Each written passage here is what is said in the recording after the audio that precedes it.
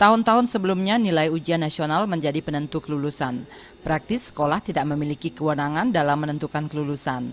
Namun tahun ini sistem tersebut berubah di mana UN hanya sebagai pemetaan. Justru sekolah memiliki tanggung jawab menentukan kelulusan. Menurut Kepala SMA Negeri 1 Denpasar Nyoman Purnajaya, sistem tahun ini sangat bagus karena sekolah lebih mengetahui kemampuan siswa selama 3 tahun menjalani pendidikan. Oleh sebab itu pihaknya berharap sistem atau tanggung jawab kelulusan di tangan sekolah dapat dilanjutkan di tahun mendatang.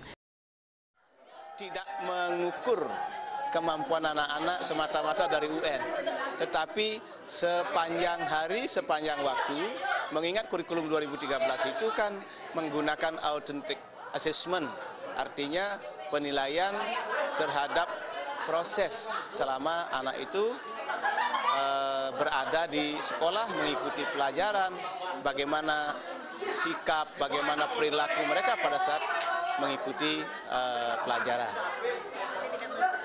Ya, tidak, kami jamin bahwa mutu yang digambarkan oleh nilai sekolah itu tentu sekolah yang akan memberikan garansi. Jenny dan Ratna, Bali TV.